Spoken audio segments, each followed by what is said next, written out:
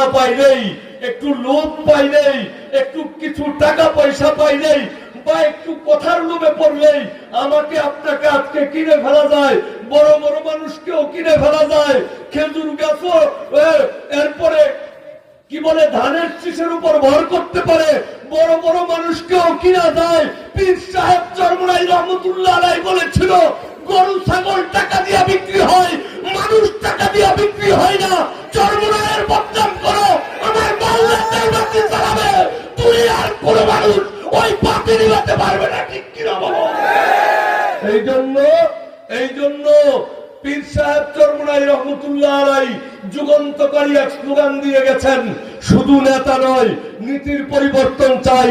আল্লাহর জমিনে আল্লাহর দিন প্রতিষ্ঠা করতে, আল্লাহর জমিনে আল্লাহর দিন কায়েম করতে, হকের পক্ষে, আল কোরআনের পক্ষে, ইসলামের পক্ষে যদি ডাক আসে, পীর সাহেব চরমোনাই যদি ডাক দেয়, তাহলে আমরা রাজপথে নেমে যাব, দরকার হলে রক্ত দেব, জীবন দেব, আল্লাহর জমিনে আল্লাহর দিন কায়েম করতে।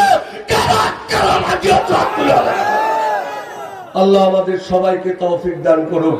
আল্লাহ রাব্বুল আলামিন আমাদের সবাইকে কবুল করুক। সবাই লিয়াজু করুক। পীর সাহেব চরমোনাই কোনো লিয়াজু করে না, খারাপ কাজের সাথে লিয়াজু করে না।